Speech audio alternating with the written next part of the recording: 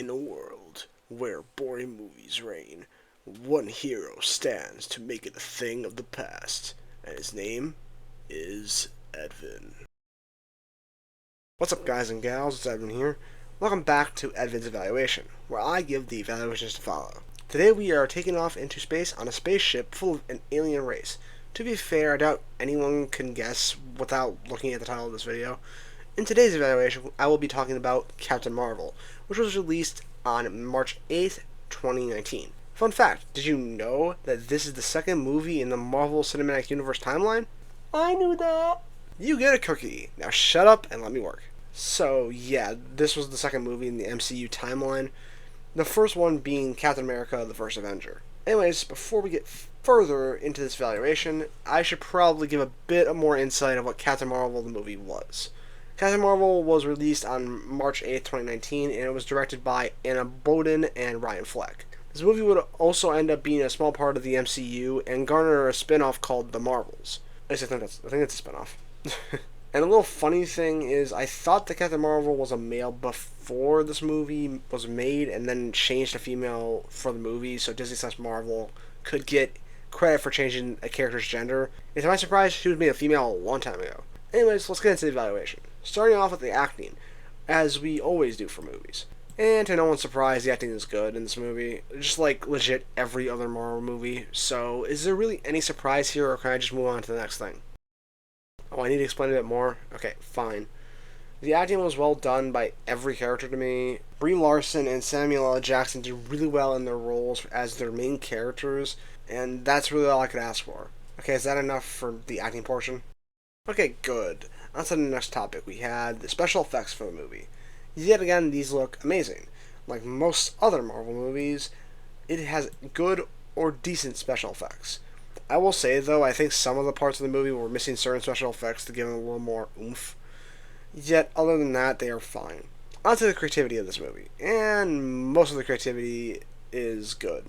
This probably follows the comic, at least somewhat, but that's all I can say without going into spoiler territory. Just saying as of right now, without going into the story and all that, it was creative enough to keep my attention, and that's all I needed. Fine. Whatever. Let me go over the storytelling in the movie. And holy mother of the one above all, the story was boring. I just can't even explain how boring it was. The first hour was confusing and bland, and the rest of the movie was straight up boring. If you don't want me to spoil any of this movie, please skip to the timestamp below. Okay, so for you people that have seen the movie, you can probably vouch for me on how boring it is. Especially the last, 30 minutes. The whole thing with Mar-Vell being killed by Jan Rog and all that is probably correct in the source material, yet the reveal, I guess, from a mile away. And on top of that, we got a lackluster final fight scene between Captain Marvel and Young Rung's crew. Then the whole movie just ends with Captain Marvel flying off and showing up during the end credits scene at the Avengers headquarters. I really just didn't care, though. Speaking of Captain Marvel, we should get onto the characters of this movie. Let me introduce you to Captain Marvel, or Carol Danvers. She's the main character and hero of the story, with a very cookie-cutter, destined to be a hero storyline. And let me introduce you to the S.H.I.E.L.D. agent, Nick Fury.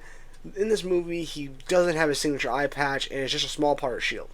Keep an eye on Captain Marvel per his boss's orders. Eventually, he joins Captain Marvel and trying to learn more about her past. And that's about all I can tell you about the characters in this movie, as, for one, I forgot most of this movie due to how boring it is, and two, the characters I do remember only last 30 minutes, which is major spoilers. Okay, I am getting tired of this already. What's next? Oh yeah, the music, which sounds like very standard superhero music and doesn't have too much special about it. So I guess that's enough. Alright, we are at the end of this evaluation. Time for me to give you my full thoughts on Captain Marvel.